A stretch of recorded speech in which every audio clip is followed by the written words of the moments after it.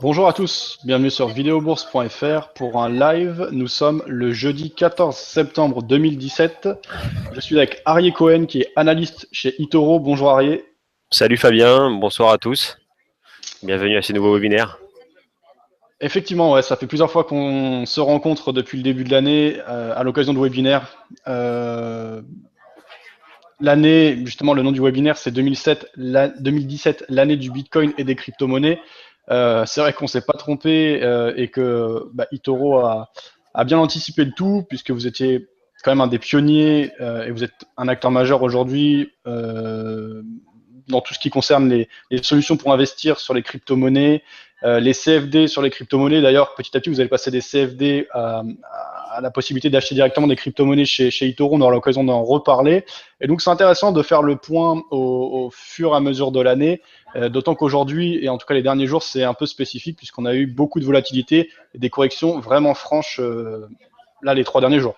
C'est sûr, là on est vraiment dans une période extrêmement volatile sur tout ce qui est crypto-devise. Peu importe, hein, et bien sûr en tête Bitcoin et Ethereum, mais c'est vrai que au départ, comme on avait discuté déjà il y a quelques mois, il y avait déjà un certain engouement de notre part. On était extrêmement positif dès le début. D'ailleurs, ça fait déjà plusieurs années qu'eToro pense aux cryptos et on a décidé donc bien sûr de les introduire au fur et à mesure. Bien sûr, les plus grosses au départ et ainsi de suite avec des plus petites capitalisations par la suite. D'ailleurs, on avait déjà discuté. Tu avais, si je me trompe pas même, Fabien, à l'époque interviewé notre PDG, Yoni, C'est sur ça. les cryptos. En janvier, on avait fait une interview à Paris puisqu'elle était venue à l'occasion du FinTech Forum. Et Exact. à l'époque, on était à 800 dollars le Bitcoin. Depuis, donc, on a Ouais. monté un plus haut là en août à 4500. Euh, Effectivement, énorme engouement. En off, on en parlait juste avant. Il y a une effervescence qui est énorme. Moi, je la constate en tant que média ou quand je vais sur Paris faire les reportages ou au niveau des événements, des conférences qui s'organisent. Il y a vraiment énormément d'intérêt. Et toi, en tant qu'analyste qui travaille pour un courtier, vous le constatez également, le nombre d'ouvertures de comptes a explosé. Il y a un très fort intérêt euh, pour les crypto-monnaies. Il y a un énorme intérêt, surtout ces derniers mois, surtout depuis qu'il y a eu cette mini-explosion où tout le monde en parle. Donc voilà, comme tu l'as dit, le nombre de clients, de nouvelles inscriptions chez eToro, on fait quasiment du 500% en nombre de nouvelles inscriptions par rapport en début d'année. Donc voilà, tout le monde veut en acheter, tout le monde se l'arrache. Surtout que eToro est une plateforme relativement simple d'utilisation, d'ouverture de compte, de vérification. Donc voilà, on peut acheter en quelques minutes des bitcoins avec sa propre carte de crédit, inutile de passer par des vérifications et des brokers à l'autre bout de la terre. Donc voilà, c'est relativement simple et c'est ce que les clients recherchent. Et d'ailleurs, je pense sincèrement que c'est peut-être que le début, puisque toi, que ce soit toi ou les personnes qui nous écoutent aujourd'hui, je suis quasiment sûr que eux-mêmes connaissent les cryptos, mais s'ils en parlent à leurs proches, il y a peut-être seulement un cinquième de ces personnes-là qui savent vraiment ce que c'est les crypto-devises ou qui en ont éventuellement entendu parler. Moi-même, je parle avec des gens dans la rue, ou peut-être pas au bureau, parce qu'au bureau, tout le monde connaît, c'est sûr, mais que ce soit mes proches ou mes amis, pas tout le monde connaît les cryptos, alors que on en voit, on en parle de partout, alors que je me dis que c'est peut-être tout simplement que le début. Ok. Effectivement, ça reste encore confidentiel aux oreilles du grand public. Cependant, ça s'est beaucoup développé depuis le début de l'année, justement. On va dire que jusqu'au début de l'année, là, fallait quand même vraiment être un peu geek ou dans les technologies pour connaître le Bitcoin et avoir une certaine confiance. Là, depuis le début de l'année, dans les grands médias, moi, je sais que par exemple en France, sur BFM Business, régulièrement, ils reçoivent des intervenants qui viennent expliquer ce qu'est le Bitcoin et où on en est, etc. Déjà, ça s'est vraiment démocratisé au niveau des courtiers. La plupart des courtiers maintenant proposent des produits indexés sur le Bitcoin. Et par exemple, sur Netflix, là récemment, ils ont sorti tout un reportage dédié au Bitcoin. Donc tout ça contribue un peu à la démocratisation des crypto-monnaies, ce qui doit aussi contribuer sans doute à l'offre. Mais comme tu le dis, ça reste encore quand même confidentiel. Alors, je vais vous demander s'il vous plaît si c'est OK au niveau du son et de l'image. Pendant l'intégralité de ce webinaire, vous pouvez participer via le chat de Vidéo Bourse ou le chat de YouTube. Je vous demande si c'était OK. Romain m'a confirmé, c'est bon. Et on va donc commencer. Alors, on a préparé un plan pour le webinaire du jour. L'idée, c'est déjà de faire un point sur l'actualité. On a déjà commencé à le faire. Au-delà de ça, comme je disais tout à l'heure, alors depuis le début de l'année, c'est certain qu'il y a un engouement, une hausse des cours et de la capitalisation, à la fois du Bitcoin, mais aussi de l'ensemble des crypto-monnaies. Ceci dit, là, depuis 3 jours, on a des corrections vraiment vives. Et je crois qu'on a perdu à peu près un tiers de la capitalisation de l'ensemble des crypto-monnaies depuis les plus hauts d'août jusqu'à aujourd'hui. Ceci dit, en août, je crois qu'on avait progressé de 84%. Donc, on est vraiment dans des chiffres fous et de la volatilité vraiment importante. Bah, est-ce qu'on peut avoir ton commentaire quant à l'évolution des bitcoins, des cours du bitcoin ces derniers temps? Bien sûr. Alors déjà, comme tu l'avais indiqué, on est clairement dans l'explosion des crypto-devises, surtout depuis le début de l'année. Si je reprends les cours du Bitcoin en début d'année, on était quasiment à 1000 $. Il y a quelques jours, on se retrouvait à on frôlait même les 5000 $. Donc c'était clairement une rentabilité de quasiment 500%. Quelqu'un qui avait investi à ce moment-là 100 000 $, il se serait retrouvé à l'heure actuelle avec 500 000 $. Il y a un engouement énorme. D'accord, comme tu l'as dit, de plus en plus d'intervenants en discutent, on le voit dans les journaux, mais il n'y a pas que ça. Il y a également aussi de plus en plus d'actualités sur les cryptos à travers le monde. D'accord, que ce soit des ATM, je vais parler déjà dans un premier temps, des distributeurs automatiques de billets de banque. Donc, ces distributeurs-là, désormais, il y a, si je ne me trompe pas, je crois à peu près, en Australie, à peu près 500 ATM de ce type-là, qui nous permet de retirer des bitcoins directement. Donc, si vous avez un porte-monnaie avec 100 bitcoins et que vous voulez tout de suite retirer du cash via ce porte-monnaie-là, à partir de ce porte-monnaie-là, vous pouvez très bien retirer un bitcoin à l'instant T en fonction de la cotation de ce cours-là, du cours du bitcoin. Donc, c'est pas des choses qu'on voyait il y a encore quelques années. Donc là, on parle seulement de l'Australie où il y a déjà 500 ATM qui sont déjà mis en place, mais il y a une société britannique qui s'appelle Bitlish qui, elle, a affirmé que d'ici 2017, elle compte déployer plus de 5000 distributeurs Bitcoin à travers l'Europe. Donc ça, c'est une petite parenthèse. À l'autre bout du monde, on va vers le Canada qui récemment a enregistré le premier fonds d'investissement en crypto-monnaie.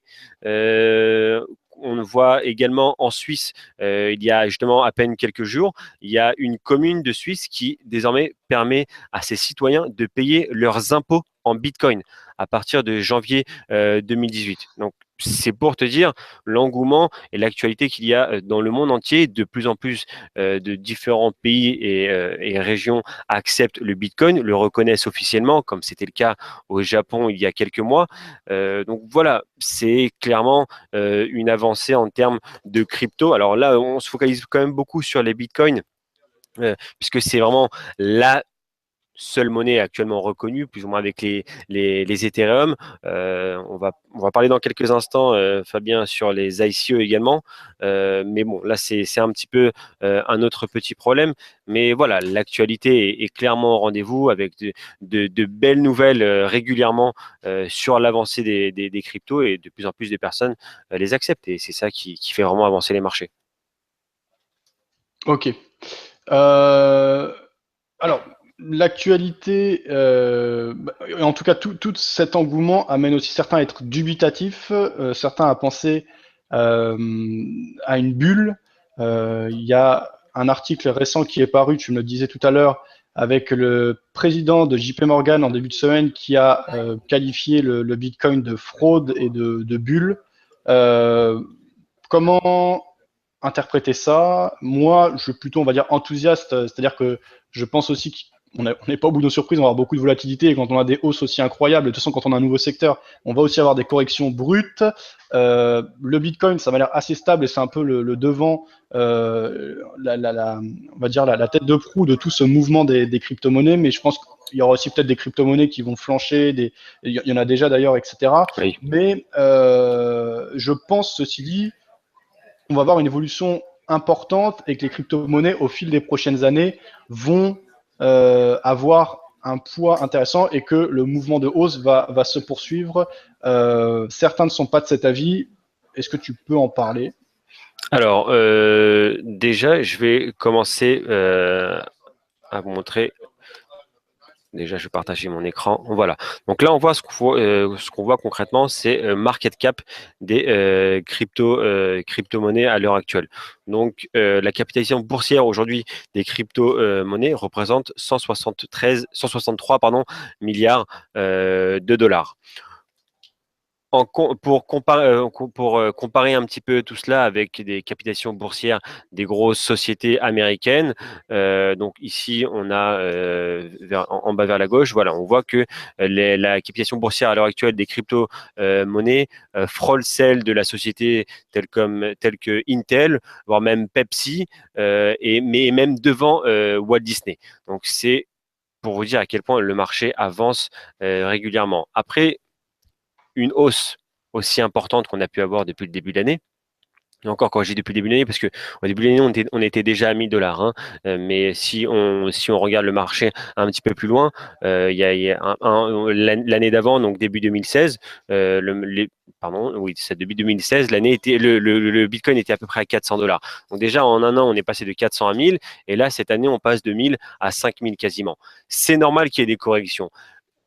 Laissons de côté un instant les informations problématiques, l'actualité problématique dans lesquelles on va arriver dans quelques instants, qui font également chuter les cours du Bitcoin ou des autres cryptos.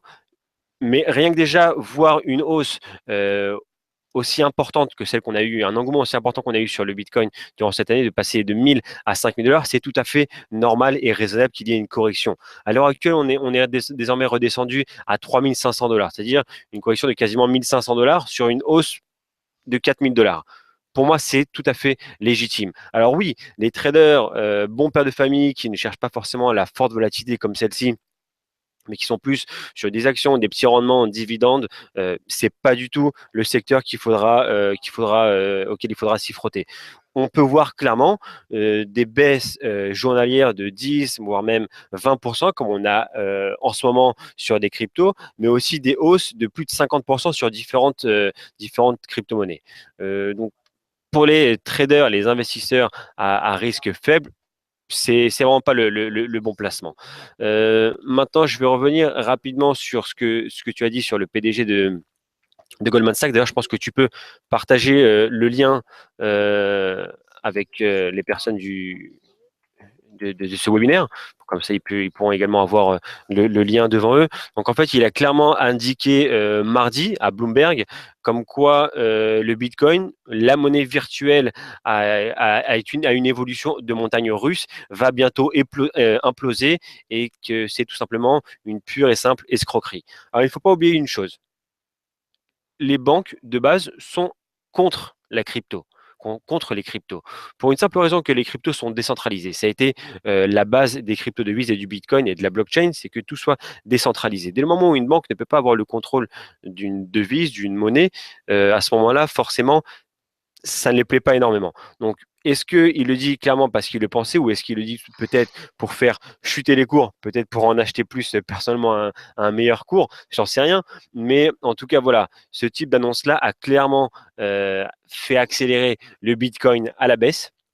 D'ailleurs, lui, son annonce a été faite mardi. Mardi, on était encore à 4200 dollars le Bitcoin. On est quasiment 800 dollars en dessous. Donc, ça se fait très rapidement, surtout quand le banquier le plus influent de Wall Street lance un message comme ça à Bloomberg, ou une chaîne qui est vue par des millions de personnes.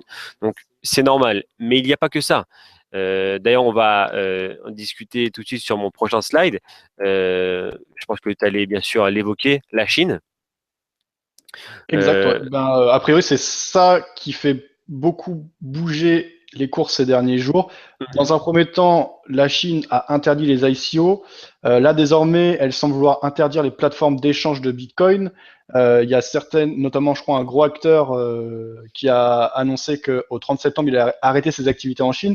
Pourtant, justement, la Chine, c'est vraiment un des points centraux du Bitcoin. Et au niveau des mineurs, je crois que la plupart des mineurs, désormais, sont en Chine. Donc, ouais, c'est des annonces importantes. Alors, à l'heure actuelle, le marché chinois en termes des cryptos représente quasiment 20% des échanges journaliers. Donc oui, bien sûr que la Chine est très exposée, en tout cas les citoyens des Chinois sont très exposés au marché des cryptos. Depuis la chute, depuis le début du retournement, on va dire, du Bitcoin, cela remonte à quasiment une dizaine de jours maintenant, ça a démarré bien sûr avec la Chine. En gros, pour faire simple, la Chine souhaite rendre illégales les ICO. D'accord? Donc, une ICO, c'est une Initial Coin Offering, une levée de fonds qui est justement pratiquée par des crypto-monnaies comme le Bitcoin ou comme l'Ethereum à leur début, pour justement lever des fonds pour créer leur propre token. Maintenant, alors c'est pas encore une annonce officielle et ça sera peut-être même retardé ou modifié, mais les informations qu'on a pour l'instant, c'est celle-ci. Donc ils ont décidé pour le moment, d'accord, de rendre illégal les ICO car ils estiment que cela amène beaucoup trop, on va dire, de pratiques illégales telles que du blanchiment d'argent, telles que des escroqueries pour escroquer l'argent des citoyens. Au cours de cette dernière année, il y a eu 65 ICO en Chine, d'accord, pour un montant total de plus de 2,6 milliards de dollars. Jusqu'à présent, c'était légal, c'était possible, mais voilà, justement, il y a une dizaine de jours, il y a la Banque populaire de Chine a précisé que les personnes qui avaient même organisé ces anciennes ICO dans le passé devront même se charger de rendre l'argent aux personnes qui avaient pris part justement à ces précédentes ICO. Donc, une annonce comme ça, c'est sûr que ça refroidit le marché. Faut pas oublier surtout aussi que la plupart des ICO, dès le moment aujourd'hui où vous voulez faire une ICO, une levée de fonds, et vous voulez acheter, on va dire, un token, peu importe le nom, ça s'achète pas en dollars, d'accord? Ça s'achète pas non plus en euros. Ça s'achète en général de deux façons, ou en Bitcoin ou en Ethereum. D'accord, les deux cryptos majeurs. Donc forcément, si la Chine décide d'illégaliser les ICO, forcément, le Bitcoin et l'Ethereum ont fortement chuté. C'est d'ailleurs ce qu'on a pu voir depuis le 2 septembre, si je ne me trompe pas, c'est ça, c'est le jour où ça a commencé. Ok, alors bah, moi un petit commentaire par rapport aux ICO. Ça je suis pas hyper calé, mais dans le principe c'est plutôt pas mal puisqu'en fait ça permet de financer des projets divers qui se font parce que la blockchain et justement l'aspect décentralisation ça peut toucher énormément de choses, pas uniquement des monnaies. Donc en fait ça permet de financer des projets et un peu comme des IPO où on essaierait de prendre part à la mise à disposition du public de part d'une entreprise. Eh bien, une ICO, ça permet au public de devenir, enfin, de prendre part à un nouveau projet. Et plus le projet est prometteur, plus ça prend de la valeur. Et en fait, les ICO ont permis de lever des sommes vraiment énormes. Et la plupart de ces levées de fonds se font à partir, donc tu l'as dit, principalement de Bitcoin, mais aussi d'Ethereum. Donc en fait, ces deux crypto-monnaies principales, elles ont aussi bénéficié de tout cet engouement, parce que c'est un peu les intermédiaires entre les monnaies Exactement. réelles que sont l'euro et le dollar, et le projet final qui va être des projets divers. Il y en a plein en ce moment. Et Exactement, parce qu'en fait, si tu veux participer à une ICO, si tu veux être actionnaire, on va dire, d'une nouvelle crypto, il te faut avant tout détenir du Bitcoin ou détenir de l'Ethereum. Donc, avant cela, tu devras t'en procurer. Donc, bien sûr, il y a de plus en plus d'acheteurs de Bitcoin et de TH pour pouvoir participer aux ICO. Maintenant, les ICO, ça ne veut pas dire qu'elles sont toutes frauduleuses ou toutes illégales. Il y a de très bonnes ICO, il y a des sociétés qui fournissent un réel produit, d'accord, une vraie évolution mais pas toutes. Quasiment, c'est vraiment, je crois qu'il parlait même de 95% des ICO qui a été frauduleuses tout simplement pour blanchir de l'argent voilà, tout simplement en disparaître au bout de quelques temps. C'est, je pense, la raison pour laquelle ils ont décidé de prendre ces mesures. ok. Et à propos donc justement des mises en garde là, des derniers jours, il y a Philippe qui relève aussi que Mario Draghi a eu des propos négatifs vis-à-vis des crypto-monnaies. Est-ce que tu avais vu passer ça? Alors, j'ai vu passer quelque chose, peut-être pas forcément sur les crypto-monnaies précisément, mais si je me trompe pas, il y avait ça, c'est l'Estonie, c'est ça, c'est l'Estonie Exactement. qui avait fait un projet pour éventuellement avoir une crypto dans leur propre pays, donc l'Estcoin. Et Draghi avait clairement répondu directement qu'aucun État membre de l'Union européenne pourra introduire sa propre monnaie, car la monnaie de la zone euro est clairement l'euro et rien d'autre. Ouais, c'est exactement ce dont parle l'article que vient de partager Philippe. Donc, Draghi qui a dit: Je ne vais pas commenter l'intention italienne, mais je vais commenter la décision estonienne. Aucun État membre ne peut introduire sa propre monnaie. La monnaie de la zone euro et l'euro. Donc, ça coupe court au débat et montre pour le Voilà. moment une certaine hostilité, ou en tout cas le fait que la BCE ne prend pas du tout en compte cela pour le moment. Pas pour l'instant en tout cas. Et je vois précisé dans l'article partagé par Phil de Économie Matin: au-delà des mots prononcés, prenez le temps d'analyser la communication non verbale du gouverneur. Il ne dit pas juste que la monnaie de l'eurozone est l'euro. sans prononcer la moindre menace. Ce que vous ressentez presque physiquement quand vous le regardez, c'est qu'il est justement dans la menace. Menacez l'euro et je vous réduirai à néant. Voilà ce qui est dit dans la communication non verbale du gouverneur. Bon, là, c'est une interprétation de la part du rédacteur de l'article, mais voilà ce qui Oui, était. clairement. Effectivement, oui, je pense que de toute façon, là, ça reste encore assez petit. Tu as dit tout à l'heure qu'en peu de temps, finalement, le Bitcoin et les crypto-monnaies ont réussi à atteindre des poids en termes de capitalisation équivalents à des très grosses entreprises internationales. Ceci dit, c'est pas non plus encore un secteur. Le jour où on aura, par exemple, plus de 1000 milliards de dollars de capitalisation, là, on passera encore à une autre échelle. Mais ceci dit, on a fait tellement vite que je pense que ça inquiète quand même les gouverneurs des banques centrales et on va dire des secteurs bien établis dans la finance, etc. Donc je pense qu'on n'est pas au bout de nos surprises au niveau des conflits et des avis divergents. Je pense que même, on est peut-être même bien au début, hein, que ce soit, comme tu as dit, de nouveaux acteurs qui se mettront en travers les crypto-devises, justement pour les empêcher de se développer un peu plus. On a apprécié au départ, le market cap aujourd'hui, il est de 163 milliards, donc c'est équivalent, oui, à une très grosse entreprise américaine, mais c'est pas encore une capitalisation boursière de, comme tu as dit, 1000 milliards, on pourrait en faire un secteur, malgré qu'aujourd'hui, il existe plus de 1000 crypto-devises différentes. Alors certes, il y en a certaines avec des volumes quasiment nuls, qui sont inconnus. Il y en a même d'ailleurs tous les jours des cryptos qui meurent, qui leur volume d'échange diminue et tout simplement s'évaporise. C'est d'ailleurs justement le cas de plusieurs ICO qui du jour au lendemain ont tout simplement disparu. Ok. Bah, du coup, est-ce que tu penses que la correction à laquelle on assiste est temporaire ou est-ce que tu penses qu'on est peut-être monté trop vite cette année? Monter trop vite, c'est possible. Mais ça s'est fait de façon réelle. C'est pas une personne qui est venue et qui a acheté un gros paquet de Bitcoin, un gros paquet d'Ethereum pour faire grimper le marché à lui tout seul. Ça s'est fait parce que de plus en plus de personnes s'y intéressent, de plus en plus de personnes veulent être dedans, d'accord, veulent participer à cette forte hausse. Les gens aujourd'hui cherchent justement ces rendements rapides et aujourd'hui, aucun rendement n'est aussi rapide que les crypto-devises. Vraiment, on voit des journées où le Bitcoin peut prendre 20% en à peine quelques heures. Euh, tout simplement sur une bonne annonce ou l'Ethereum, la même chose. Donc, la baisse qu'on a actuellement, je ne pense pas parce que c'est monté beaucoup trop vite, mais je pense simplement que l'actualité actuellement, que ce soit en provenance de Chine ou du PDG de Goldman Sachs, c'est tout simplement ça qui a fait accentuer le Bitcoin.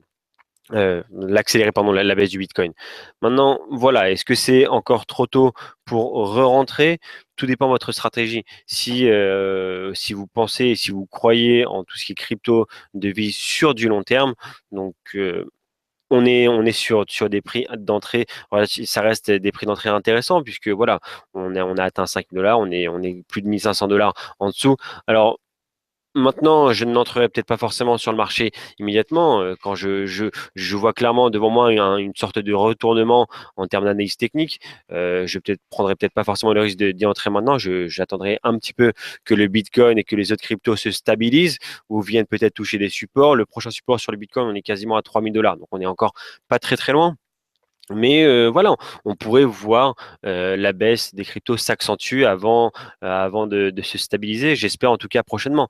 Mais encore une fois, si vous êtes un investisseur long terme sur les cryptos, je pense que vous pouvez y aller. Encore une fois, si le but n'est pas forcément de les prendre et de les échanger et de les revendre, etc., je pense qu'à l'heure actuelle, le prix est intéressant. Encore une fois, c'est mon avis personnel. Ok. Ouais, d'ailleurs, ça me fait penser à la réaction, donc Philippe tout à l'heure qui disait sur le chat, un broker ne devrait-il pas être neutre? Alors, Harry, on te reçoit en tant qu'analyste, donc tu livres un point de vue et une analyse. Ceci dit, eToro, finalement, que le cours du Bitcoin monte ou descende, vous posez simplement en intermédiaire, puisque chez eToro, on peut aussi bien parier sur la hausse du cours du Bitcoin comme sur la baisse dans les mêmes conditions. Exactement. Alors déjà, je tiens à préciser, les informations que je viens de fournir, mon sentiment sur le marché, c'est un avis personnel, d'accord? Et non pas au nom de la société. Ce n'est pas la stratégie d'eToro de pousser les clients à acheter du Bitcoin parce qu'ils pensent qu'il va monter. C'est simplement un avis personnel et un avis également qui est partagé par notre PDG qui en croit beaucoup dans les crypto-monnaies dans le futur. Maintenant, oui, eToro est un broker neutre, bien évidemment.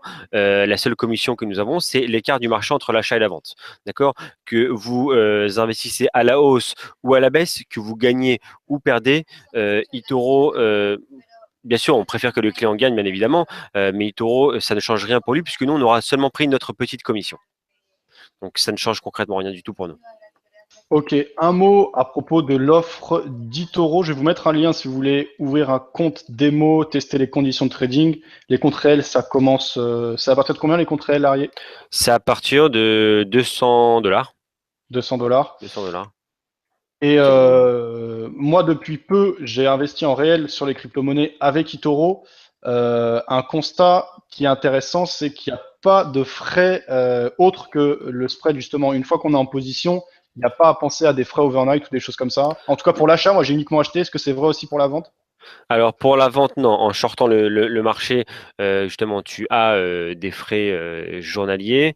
D'accord. Je peux te dire ça tout de suite, de quel ordre ils sont. D'ailleurs, vous avez une page de frais directement auquel vous pourrez les trouver, retrouver la totalité. Donc oui, en achetant le marché, donc il n'y a aucune commission. Par contre, si vous shortez le marché, ça vous coûtera en overnight, par exemple, 47 centimes pour chaque Bitcoin détenu. D'accord. Donc, 47 centimes par nuit, enfin par jour. Par nuit, exactement, pour chaque Bitcoin détenu. Ok. Donc bien sûr, Ok, très bien. proportionnellement, si vous détenez une partie seulement de Bitcoin. Ça, c'est si vous shortez le marché, si vous tradez le marché à la baisse. Si bien sûr vous êtes acheteur de marché, vous êtes long, donc il n'y aura bien sûr aucune commission autre que le spread que vous aurez payé à l'ouverture de la position. Ok. En début d'année, il y avait uniquement le Bitcoin. Ensuite, vous avez implémenté l'Ethereum. Vous avez élargi la gamme avec l'Ethereum classique, le Ripple et le Litecoin. C'est ça, là, les derniers actifs disponibles chez eToro. Exactement, je vais d'ailleurs vous partager tout de suite mon écran, enfin, et la plateforme, bien sûr. Je vais vous montrer donc les cryptos proposés à l'heure actuelle. Donc voilà les cryptos. Voilà, ce sont donc désormais les 6 cryptos qu'Itoro propose. On va faire plus simple. Voilà. Donc les 6 cryptos à l'heure actuelle qu'Itoro propose, donc on a bien sûr démarré en début d'année, même cela remonte à quasiment 2 ans qu'on propose déjà le Bitcoin. Ensuite, on a introduit au fur et à mesure le TH, l'Ethereum, qui justement à l'heure où on l'a introduit, si je ne me trompe pas, c'était au mois d'avril ou mars même. Quand on l'a introduit chez Itoro, on était à peu près à 17 $. 17 ou 20 $, je crois. Aujourd'hui, on est à 243. Il y a quelques jours encore, on était à quasiment 400. Donc voilà, c'est pour vous dire à quel point le marché a extrêmement évolué. En plus de l'Ethereum, on a ajouté donc plus récemment l'Ethereum classique, du Dash, du Litecoin et du Ripple. Donc à l'heure actuelle, oui, vas-y Fabien. Le Dash, je vois que c'est grisé, donc c'est pas encore Exactement. disponible à l'achat à la vente. Ça va l'être. Ça va l'être justement. Voilà, cela veut dire que c'est gridé, donc ce n'est pas encore, vous ne pouvez pas encore investir individuellement sur le Dash. Ça va l'être prochainement, comme d'autres crypto-devises qui suivront, je l'espère en tout cas, par la suite. Et donc voilà, je pense que ce sera. Je n'ai pas, j'ai pas encore de date précise à l'heure actuelle, mais je pense que cela devrait être prochainement. Par contre, on y arrivera, je pense, rapidement avec notre crypto fund. D'accord? Donc, tu veux en parler maintenant ou... Ouais, avec plaisir. Le CryptoFund, on en avait parlé à sa création. Depuis, il a pris de la valeur. Bien sûr, il a subi la correction des derniers jours. On peut en parler. Donc, l'idée du CryptoFund, c'est en fait, en un investissement, en un clic, on achète non pas une crypto-devise, mais un panier représentant les plus grosses crypto-devises. Voilà, c'est exactement cela. En fait, si tu veux, c'est une sorte de d'ETF, d'accord, de fonds d'investissement qui inclut les 6 crypto devises majeures que propose à l'heure actuelle eToro. Donc, je vais l'ouvrir tout de suite. Voilà. Euh, Alors là, déjà, on peut voir les statistiques de ces crypto-funds. Donc voilà, on voit que pour l'année 2017, quelqu'un qui le 1er janvier aurait investi sur ce crypto-fund-là aurait déjà fait 423% de rendement. Donc ça reste extrêmement élevé. On peut voir clairement en fait quel est le but de ce fonds d'investissement. C'est tout simplement faciliter l'investissement de Bitcoin, l'investissement pardon de crypto à nos clients en un seul clic. Au lieu d'aller et d'acheter des cryptos séparément sur différentes plateformes ou tout simplement chez eToro individuellement, vous pouvez en un seul clic acquérir les 6 crypto-devises. D'ailleurs, justement, je reviens sur la crypto Dash dont tu as parlé, qui était grisée pour le trading individuel. Elle est donc disponible dans le crypto fund. Donc, en investissant dans le crypto fund, vous détenez également du Dash. Maintenant, donc voilà, vous voyez que dans ce portefeuille-là, il y a 6 cryptos, Bitcoin, Ethereum, Ripple, Ethereum classique, Dash et Litecoin. Vous voyez ici le montant. D'accord, pardon, le pourcentage investi. Cela représente en fait par rapport à la capitalisation boursière.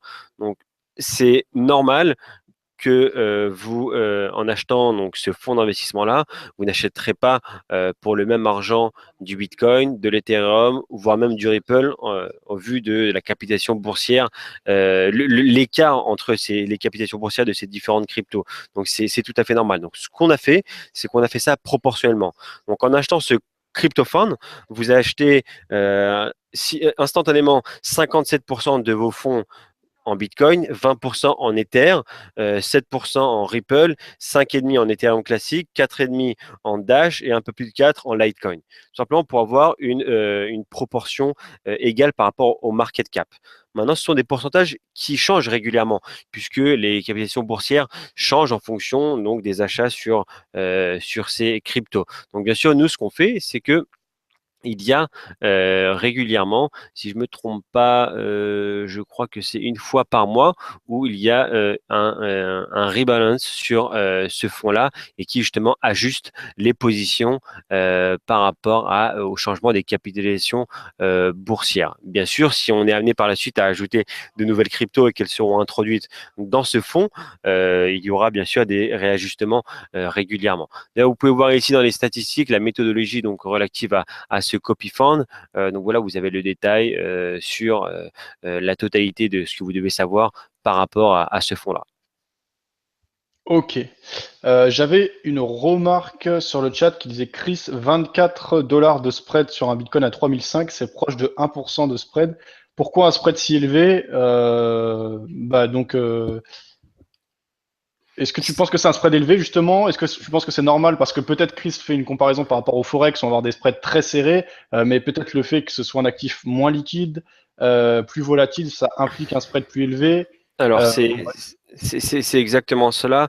Alors, 1% comme on est un petit peu moins de 1% de spread sur le Bitcoin, je crois qu'on est à peu près à 0,76%. C'est un spread un peu plus élevé que d'autres brokers, mais c'est également un spread beaucoup plus faible que d'autres brokers. J'ai vu des brokers qui prenaient du 0,24, voire 0,24% de spread, mais j'en ai vu d'autres d'ailleurs qui en prenaient 7 et 8%. Donc, eToro a un spread de quasiment 0,76 sur le Bitcoin, puisque c'est la seule et unique commission que eToro touche, d'accord? C'est-à-dire que toutes vos positions sont ouvertes sur le marché. Le broker eToro ne parie pas contre ses clients, c'est-à-dire que si le client perd de l'argent, eToro en perd également. Si le client gagne, tant mieux pour lui. eToro gagne uniquement sur le spread, donc c'est la seule rémunération que nous avons à l'heure actuelle. Il faut savoir également aussi que la liquidité sur les marchés, il y a des moments où elle n'est pas forcément facile, d'accord? Il y a des fois des engouements énormes que c'est difficile d'acheter des bitcoins à un prix bien précis. On essaye quasiment à 99% du temps d'avoir des spreads quasiment fixes qui ne bougent pas de cette zone-là des 1%. Chose que pas tous les brokers peuvent proposer à l'heure actuelle. Donc voilà, c'est la façon dans laquelle on se justifie. Et bien sûr, le fait aussi de pouvoir acquérir des bitcoins en un seul clic en quelques minutes avec une carte de crédit qui est possible chez eToro est très difficile chez d'autres brokers. ok. En rappelant aussi l'argument sécuritaire, puisqu'en matière de régulation, eToro a des sièges sociaux à Londres avec une régulation FCA et pour les Européens, une régulation SISEC. Exactement. Et pour les Australiens, la régulation ASIC. Ok. En tout cas, aujourd'hui, eToro, au-delà de CFD indexé sur les cours des crypto-monnaies, veut proposer l'accès direct aux crypto-monnaies. C'est-à-dire que dans le futur, quand on achètera du Bitcoin ou une crypto-monnaie, on détiendra réellement cette crypto-monnaie. C'est ça que tu m'expliquais. Alors oui, mais pas exactement. Quand je dis pas exactement, parce que c'est pas dans le futur, c'est déjà le cas. Depuis lundi dernier, désormais, tout achat de crypto-devises se fait en réel. Quand je dis en réel, ça ne veut pas dire qu'elles ne se faisaient pas en réel auparavant, puisque désormais, elles sont au nom du client qui détient les cryptos. C'est-à-dire que si demain, il y a un crash boursier et que eToro ferme les portes, les cryptos détenus par les clients seront à leur nom et non pas au nom d'eToro. Donc c'est important de savoir faire la différence. Vous pourrez, même si on vous proposera donc du trading, pardon, un achat réel et physique de ces cryptos-là, ce sera uniquement à l'achat, d'accord? Si vous déciderez tout de même de shorter le marché, donc de le trader à la baisse, vous rebasculerez automatiquement sur du CFD, Ouais, bah bien sûr, ouais, ouais, ouais, c'est compréhensible. d'accord? Donc oui, clairement, pour l'instant, donc voilà, c'est le but. Vous achetez donc des cryptos réels. On ne propose pas, en tout cas pour l'instant, la possibilité de transférer ces cryptos vers un wallet ou faire des paiements en ligne avec. Pour l'instant, vous achetez, vous détenez des cryptos réels, physiques, mais elles restent chez eToro. On va dire qu'eToro, c'est un petit peu comme votre wallet, mais c'est vrai que dans l'avenir, peut-être d'ici quelques mois, on proposera aussi le service de transférer justement ces cryptos, les acquérir chez eToro et les transférer vers un e-wallet ou vers un autre portefeuille directement. Ok. On a parlé à plusieurs reprises de l'Ethereum depuis le début de ce live. Récemment, vous avez reçu dans vos locaux le fondateur d'Ethereum, qui est un jeune qui s'appelle Vitalik. Son nom de famille, c'est Buterin. Buterin, ouais. Vous l'avez reçu dans vos locaux. C'est quelqu'un d'important puisqu'il a créé une crypto-devise qui aujourd'hui représente plus de 22 milliards de capitalisation boursière à l'heure actuelle. Euh, bah, comment ça s'est fait et bah, qu'est-ce que vous avez pu apprendre avec lui, à ses côtés? Alors en fait, il y a eu d'ailleurs justement un article à son sujet sur le site Journal du Coin, que je vais d'ailleurs te partager tout de suite parce que tu pourrais le partager avec tous les internautes. Je t'envoie le lien tout de suite. Voilà. Donc effectivement, il était de passage ici à Tel Aviv. On en a profité justement pour l'accueillir dans notre société. D'ailleurs, ici, vous le voyez à côté de notre PDG. Donc il était là, si je ne me trompe pas, c'était vendredi dernier. Donc on a discuté un petit peu. On lui a posé certaines questions sur ce qu'il pensait des cryptos, le futur de la blockchain. Et il nous a parlé aussi un petit peu de l'évolution de son côté. Alors, lui, clairement, comme le dit le titre, de l'article que je viens de t'envoyer, c'est clairement Vitalik Buterin dit il y a une bulle spéculative sur les ICO. Donc on revient un petit peu quelques minutes en arrière sur ce qu'on parlait avec la Chine. Donc lui aussi le pense. D'accord? Il dit que beaucoup de projets échoueront et il y a beaucoup de personnes qui perdront de l'argent. Donc, bien sûr qu'il nous a parlé de sa stratégie et comment est-ce qu'il a avancé, comment il a développé tout cela. Mais ce qui est important de comprendre, c'est que lui pense clairement que c'est l'avenir, tout ce qui est blockchain et crypto-devises, d'accord, il ne met pas forcément en avant uniquement sa crypto à lui, uniquement l'Ethereum, mais il parle également du Bitcoin.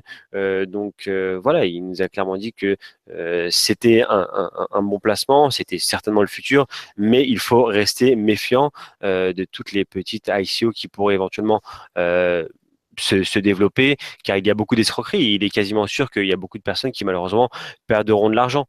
Donc après, il vend un peu son produit, c'est normal, mais je dis clairement pourquoi ne pas rester dans un premier temps sur les deux cryptos majeurs, voire même plus. Il y en a quelques-unes qui ont fait des ICO depuis plusieurs années maintenant, avec des capitalisations boursières énormes. Hein, celle entre autres que Kitoro propose, mais pourquoi pas dans un premier temps éviter les petites ICO voilà, qui les préparent en espace d'une journée, ils ouvrent un white paper, ils mettent quelques informations dessus et ils lancent une ICO et voilà, ils arrivent à récolter des dizaines de millions de dollars en quelques instants, en quelques heures. Donc voilà, il a clairement indiqué que il y avait potentiellement une bulle sur les ICO. Si les internautes veulent en savoir un peu plus, je pense que tu pourrais leur partager le lien peut-être. C'est fait. Le lien C'est apparaît sur fait. le chat de Vidéo Bourse et le chat de YouTube. Moi, un petit commentaire par rapport aux ICO. J'ai envie de dire, si vous êtes quelqu'un de passionné et que vous êtes vraiment intéressé par un projet, pourquoi pas investir dans une ICO, et si effectivement ça prend, vous aurez un démultiplicateur énorme de votre investissement. Après, si vous n'avez pas de visibilité dessus, méfiez-vous, comme vient de le dire Arié, il y a beaucoup de petits projets et il y a d'énormes flux de capitaux qui arrivent vers les crypto-monnaies en ce moment, donc forcément ça attire aussi des choses pas terribles. Donc en matière d'investissement, je pense aussi que si on n'est pas plus intéressé que ça par le fond des projets, des crypto-monnaies, plutôt se diriger vers les grosses capitalisations et les crypto-monnaies qui sont déjà bien en place et qui semblent solides et assez bien en place, qui sont connues et dont on parle beaucoup depuis pas mal de temps. Si vous êtes intéressé par un projet spécifique, pourquoi pas, mais à ce moment-là, renseignez-vous bien et ne soyez pas que cupide, essayez d'être convaincu du projet dans lequel vous investissez. C'est comme ça, en tout cas, que je verrai les choses par rapport aux ICO. Je vois les choses de la même façon que toi, Fabien. Voilà, on a suffisamment aujourd'hui de cryptos intéressantes avec des market cap élevés. Aujourd'hui, on en a plus de 10 avec des market cap au-dessus de 1 milliard de dollars. Voilà, pourquoi essayer d'aller chercher? Alors encore une fois, il y en a plein d'autres bonnes. C'est possible aussi qu'il y ait demain une nouvelle ICO qui a un vrai produit, un vrai projet, un vrai service qui voit l'avenir. Mais c'est vrai qu'aujourd'hui, les ICO, ça nous rend un petit peu perplexes. Il faut se méfier, il faut bien sûr se renseigner et ne pas simplement voir la page d'accueil du site et se dire bon, bah, le site il est bien fait, alors je vais mettre quelques petites billes dessus. Alors bien sûr, si vous êtes un trader un petit peu risqué et vous voulez mettre un petit capital pour essayer de le faire fructifier très rapidement, pourquoi pas tenter votre chance. Mais si vous cherchez un placement long terme, je pense qu'il faudrait plutôt aller sur les grosses cryptos. Ok. Alors, parmi les réactions, ok, ok. Il y a peu d'analyses chartistes. Philippe qui disait, alors exactement, je vois peu d'analyses chartistes sur les cryptos. C'est vrai, quand on pense marché financier, on réalise beaucoup d'analyses techniques, que ce soit sur l'euro-dollar, les indices, les actions. Il dit qu'on en voit assez peu sur les cryptos. Est-ce que tu es d'accord avec ce constat et comment tu expliquerais? Je suis tout à fait d'accord avec Philippe, mais je pense que la raison est très simple. On n'a pas encore forcément suffisamment de data, d'accord, sur les cryptos pour justement pouvoir faire de vraies analyses techniques sur du long terme. Quand je vois que l'Ethereum a été lancé il y a quoi? Il y a quelques années maintenant, on n'a pas suffisamment d'informations en arrière. La seule peut-être qui pourrait potentiellement avoir article, ce serait peut-être le Bitcoin, puisque c'est une des seules où vraiment il y a du passé, ça existe déjà depuis 2007, donc on a quasiment, et encore, quand j'ai du passé, c'est seulement 10 ans en arrière. Quand on veut faire une vraie analyse, on essaie vraiment de voir un large panel, une large information, et je pense tout simplement que c'est encore un marché beaucoup trop jeune, beaucoup trop nouveau pour pouvoir faire de vraies analyses techniques et de vraies analyses chartistes pardon, sur les cryptos. Je pense que c'est la Ok. seule raison. Ok, moi je dis une chose que j'ajoute, on en a déjà parlé sur Vidéo Bourse par rapport aux cryptos. Ce que je trouve intéressant pour les gens qui font du chartisme ou de l'analyse technique simple, c'est que les signaux, en tout cas de moyen et long terme, sont assez sains. C'est-à-dire que de base, l'analyse technique, c'était sur tous les indices, c'était fait pour se dire, voilà, quand on casse des précédents plus hauts, par exemple, eh bien, on est en tendance haussière, donc on va sûrement continuer à monter, ce qui était assez logique. Or, aujourd'hui, sur les principaux actifs comme les principales paires de devises ou les indices et les grosses capitalisations boursières au niveau des actions, il y a beaucoup de manipulations parce qu'il y a énormément d'acteurs, donc que ce soit le trading à haute fréquence, les market makers, etc. Il peut y avoir des intérêts à aller déclencher des niveaux de stop, à revenir, etc. Sur les crypto-monnaies, on est encore dans des marchés où les institutionnels sont peu. D'ailleurs, peut-être que ça se développe, j'en sais pas exactement, mais j'ai entendu dire des choses comme quoi, justement, tous ces le trading à haute fréquence, etc., se développe petit à petit sur les crypto-monnaies. Pour le moment, je trouve que c'est un marché assez sain d'un point de vue technique à analyser. Quand on casse des précédents plus hauts, en général, c'est pas pour rien et on continue le mouvement. Donc, Comme tu as dit, ça marche encore sain, ça marche encore vierge, puisque pas tout le monde encore s'y intéresse. Mais voilà, avec un intérêt comme on voit régulièrement qui ne fait que grossir et cet engouement-là qu'on a régulièrement, je pense que au final, on finira par y arriver. Mais voilà, c'est difficile aussi de faire une analyse technique sur un instrument tel que le Bitcoin qui casse régulièrement de nouveaux plus hauts historiques. Donc, difficile clairement d'essayer d'ajouter quelques indicateurs sur le graphe. Ok. Il y avait des réactions par rapport au fait que eToro propose désormais vraiment d'avoir les crypto-monnaies et non plus uniquement d'investir sur des CFD. Et tu as dit que dans le futur, mais on ne sait pas encore quand, peut-être que eToro permettra même d'être utilisé comme un wallet et de pouvoir faire des achats, puisque c'est vrai que le Bitcoin et les crypto-monnaies, pour l'instant, c'est beaucoup des produits de spéculation. Il y a assez peu d'achats qui sont faits. Tout à l'heure, tu parlais un peu de distributeurs, etc. Donc peut-être que ça va se démocratiser. Mais est-ce que le risque, c'est pas qu'aujourd'hui, on ait peut-être un énorme engouement spéculatif, alors que les paiements en Bitcoin dans l'économie concrète se développent peut-être moins rapidement? Ça se développe peut-être moins rapidement parce qu'au départ, dès le moment où on a un nouveau produit, peu importe le produit, que ce soit un produit financier ou autre, il y a toujours cette petite réticence au départ. On ne sait pas réellement comment cela fonctionne. Forcément, on va pas se voiler la face. Au départ, les crypto-devises et le Bitcoin étaient surtout pour utiliser sur le darknet pour justement des échanges d'armes, de drogue ou autres choses illégales. Donc il y a tout le temps cette petite réticence au départ, mais on voit vraiment de belles nouvelles, une actualité. Je suis vraiment régulièrement l'actualité des cryptos et chaque jour, je vois que tel pays a décidé d'officialiser et tel pays, ils ont ouvert un musée. Encore ici, pas loin de nos bureaux ici à Taïwan, ils ont ouvert un musée carrément sur le Bitcoin. On voit des ATM qui ouvrent un petit peu partout. On voit, comme je l'ai dit au départ, en Suisse ou dans une ville, on permet aux habitants de payer leurs impôts en Bitcoin. Ça se démocratise au fur et à mesure. Et encore une fois, je suis quasiment sûr que c'est que le départ, que c'est que le début. Peut-être qu'en Europe, c'est un petit peu plus difficile d'accès, surtout les pays de la zone euro. Comme on a vu Mario Draghi fermer la porte assez sèchement à l'Estonie récemment. Mais je pense qu'au final, ça finira par arriver. Peut-être pas le Bitcoin en lui-même, mais déjà tout ce qui est blockchain, d'accord? La blockchain en elle-même, et pourquoi pas peut-être par la suite développer une propre crypto pour la zone euro. Ouais, beaucoup de perspectives et de projets qui arrivent et auxquels on peut réfléchir. Une actualité Exactement. très dense de manière générale sur la blockchain et les cryptos en tout cas. Goupy qui demandait par rapport à eToro. Alors lui, il trouvait que la plateforme graphique pourrait être améliorée, mais je crois que maintenant vous proposez une plateforme un peu évoluée. J'ai vu ça. On a la possibilité de voir Chart Pro ou quelque chose C'est comme ça ça, chez eToro. Peut-être ProChart, que vous nous direz. exactement. Des graphiques améliorés avec plus d'indicateurs, la possibilité justement d'avoir sur le même écran jusqu'à 6 graphiques, chacune avec ses propres indicateurs, enregistrer ces indicateurs. Donc voilà, c'est un moyen chartiste un peu plus avancé que le classique que vous avez sur la plateforme. Alors d'ailleurs, je vais vous montrer rapidement comment est-ce qu'on fait pour y accéder. Euh, Alors, je vais choisir n'importe la crypto. Je vais dire le Bitcoin. Alors, vous pouvez tout simplement accéder sur le graphique ici, en cliquant sur le Bitcoin. Ensuite, le petit onglet et lancement des ProCharts. Ça va nous ouvrir donc justement un nouvel onglet avec possibilité donc d'avoir jusqu'à, on va dire, même 6 graphiques. Donc ici, j'ai le Bitcoin. Ici, je peux mettre le TH. Ici, je peux mettre l'euro-dollar.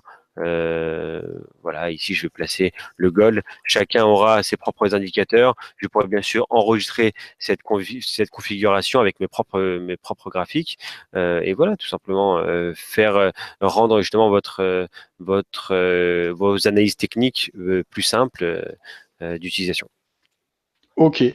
Et Guipi, lui, il disait qu'il était intéressé par scalper le Bitcoin. Moi, dans mon idée par rapport aux crypto-monnaies, j'ai plus un plan d'investissement à long terme. Toi, comment tu vois les choses? Est-ce que tu penses que ça peut être intéressant d'investir sur du court terme ou plutôt justement de se diriger vers de l'investissement moyen-long terme? Moi, personnellement, je crois beaucoup aux cryptos sur du long terme. Donc, je suis vraiment long et je laisse le marché avancer. Maintenant, c'est vrai qu'aussi qu'une forte volatilité, comme on peut voir sur les cryptos, peut peut également être intéressant pour les scalpers, pardon, puisqu'on voit très bien des journées à moins 10% et plus 20%. Mais voilà, encore une fois, restez très attentifs, puisque sur les cryptos, ça peut aller très très vite. Et si déjà vous décidez de scalper, utilisez bien sûr des stop loss pour vous protéger. Ok. La dernière fois que j'avais reçu un représentant d'eToro, il n'y avait plus d'effet de levier disponible sur les crypto-monnaies puisque la volatilité était trop forte. Est-ce que c'est toujours le cas? C'est toujours le cas jusqu'à nouvel ordre. Je ne pense pas que cela devrait évoluer puisque on a de plus en plus de volatilité en plus sur ce marché. Donc c'est vrai qu'à l'époque, on proposait des effets de levier x2. Dès le moment où on les avait introduits sur la plateforme, c'est désormais des effets de levier, sans effet de levier que vous pourrez trader les cryptos chez eToro. Je pense que quoi qu'il arrive, il y a suffisamment de volatilité sur les marchés des cryptos pour ne pas utiliser d'effets de levier. Bah, je suis d'accord. Moi, pour moi, c'est plutôt une bonne chose en fait. Effectivement, le fait qu'on ait beaucoup de volatilité, c'est pas nécessaire d'utiliser de l'effet de levier. Et bah, en général, de toute façon, des effets de levier, même sur des produits beaucoup plus stables comme l'euro-dollar ou les indices, si c'est mal maîtrisé, en général, ça conduit à la perte des particuliers ou des gens qui sont pas bien formés à l'investissement financier. Or, ce qu'on voit par rapport aux crypto-monnaies, c'est justement un gros engouement de personnes qui viennent pas forcément du monde financier. Et donc, le fait qu'on n'utilise pas d'effet de levier, en tout cas se méfier de l'effet de levier sur les crypto-monnaies, je pense que c'est plutôt une bonne chose. Détenir Bien réellement sûr. l'actif et être soumis finalement aux variations naturelles des cours, c'est plutôt sain et c'est plutôt Bien là pour sûr. protéger, à mon avis, le. Cela protège le client et comme tu l'as dit en plus, la majorité des clients qui viennent dans cet engouement sur les cryptos sont des clients débutants qui n'ont peut-être aucune expérience dans la finance, mais ils viennent tout simplement parce qu'ils en ont entendu parler, ils veulent être ils veulent tout simplement être dans le train comme tout le monde. Donc l'effet de leur ajouter des effets de levier était tout simplement quelque chose d'inapproprié, je pense. Et voilà, le but c'est bien sûr que chacun puisse faire ses investissements comme il le faut, en espérant qu'il puisse gagner de l'argent et les protéger au maximum en leur proposant donc des stop loss et limiter les effets de levier. Ok. Alors, je ne sais pas si tu avais un sujet supplémentaire que tu voulais aborder, Arié. Non, pour moi, on a fait le tour avec les cryptos. Voilà, je terminer peut-être avec un petit mot. Il y aura peut-être s'il y a des questions, tant mieux. Mais sinon, voilà, le crypto fund, si vous cherchez vraiment un investissement dans les crypto-monnaies, vous ne savez pas forcément laquelle acheter, à quel moment entrer, à quel moment sortir. Le investissement sur les crypto funds, sur les copy funds, pardon, sur les crypto funds est vraiment très intéressant. C'est une autogestion. Le marché le copy fund achète le marché et voilà, c'est vraiment très intéressant et je pense que ce sera une belle opportunité pour les années à venir. Ok, une nouvelle fois, si vous voulez tester l'offre d'Itoro, je vais vous partager les liens. Il y avait une question de Philippe qui demandait peut-on ouvrir un compte en Dash ou autre crypto-monnaie chez Itoro? Alors, je pense que non, mais justement, est-ce que c'est un projet, une idée d'avenir? Alors oui, c'est un projet dès le moment, je pense, où, comme je le disais tout à l'heure, on a déjà fait une première étape où on vous permet d'acheter donc justement des cryptos physiques. La prochaine étape sera sûrement de transférer directement ses propres cryptos vers un autre wallet. Et je pense que dès le moment où on aura atteint cette étape-là, on sera également apte à accepter nous-mêmes des dépôts en crypto. Ok. Alors, Fabrice, à mon avis, la Chine veut contrôler, donc ils vont faire une loi puis réouvrir. Ils vont faire pareil à chaque avancée des cryptos. Alors, je sais pas, Fabrice, et je pense que pas grand monde n'a la réponse et a de visibilité sur ce que prévoit de faire la Chine, mais par contre, je pense effectivement que la Banque centrale chinoise et le gouvernement chinois, oui, prend au sérieux cette problématique et a un plan, a une stratégie. Ouais. Je n'ai pas plus d'infos que ça sur ce qui va se passer ensuite par rapport à la Chine. Je sais pas, toi, Arié, d'ailleurs, vous, je crois qu'Itoro est présent en Chine, d'ailleurs. Est-ce que vous avez. Oui, bien sûr, on a ouvert des bureaux en Chine il y a plus d'un mois maintenant, un an, pardon. Donc voilà, on s'est déployé, on a un partenariat avec la plus grande boîte d'assurance chinoise. Donc c'est pas parce qu'on a des bureaux en Chine qu'on va avoir un peu plus d'infos sur les cryptos, sur les ICO ou sur les interdictions. Mais voilà, bien sûr, on est présent en Chine et si on a des informations, on vous les divulguera avec grand plaisir. D'ailleurs, une anecdote marrante, c'est que vous avez utilisé un logo rouge en Chine, puisque le vert, c'est pas apprécié par les Chinois, c'est ça? Alors, c'est pas que c'est pas stressé, c'est qu'en fait, en Chine, c'est l'inverse. D'ailleurs, si vous connectez sur la plateforme Toro en chinois, si vous avez une position qui est en vert, ça veut dire qu'elle est perdante. Alors que si vous avez une position en rouge, ça veut dire qu'elle est gagnante. Ok. Les couleurs sont inversées là-bas. Ouais. Même dans les graphes, une bougie japonaise baissière sera verte alors qu'une haussière sera rouge. Ok. Alors, ça, on avait traité. Ça, on avait traité. Ça, c'était bon. Ok. Ouais, le Ripple, est-ce que ça te parle? Est-ce que tu es un peu renseigné sur cette crypto-monnaie? Il y a des grosses banques qui sont investies. Le Ripple, je vais être honnête avec toi, je ne suis pas aussi calé que ça. Comme tu viens de le dire, je sais que il y a pas mal de banques qui les surveillent, qui sont peut-être même déjà entrées dans le capital. Mais voilà, on voit clairement que dès le moment où il y a des banques qui rentrent un petit peu en jeu, qui sont un petit peu sous le contrôle, on voit moins d'évolution de cette crypto. D'ailleurs, si on regarde le Ripple en début d'année, on compare le Ripple et le Bitcoin, on voit que l'évolution n'a pas du tout été la même. L'évolution sur Ripple est beaucoup plus modérée, beaucoup plus calme. Récemment, on était à 15 dollars, on a grimpé à 30, on a bien sûr doublé sur une simple annonce, sur un simple tweet de la société annonçant donc des nouveautés prochainement. Le marché a fait tout simplement grimper la crypto et ils ont finalement annoncé que d'ici le mois d'octobre, je crois, entre le 16 et 18 octobre, il y aura une keynote au Canada avec justement Ben Bernanke, l'ancien président de la Fed, qui figurera. Ok. Mais à Très part bien. ça, j'ai pas d'autres infos. On suivra tout ça. Est-ce que tu as des sites pour te renseigner que tu recommanderais pour avoir de l'actualité de qualité par rapport aux crypto-monnaies? Alors, il y a quelques sites, bien sûr, que je garderai pour moi-même, quelques sites qu'on utilise ici justement en interne. Après, je regarde surtout plutôt pardon, des sites en anglais, donc je vais quand même vous les donner. Peut-être que ça intéresse des personnes. C'est vraiment des sites un petit peu classiques où voilà, on a régulièrement des informations. Donc, vous avez déjà cryptoinsider.com. Alors, je Alors, vais copier je ça. vais je vais te les Copie. envoyer comme ça, tu pourras peut-être directement les transférer. Ouais. D'accord?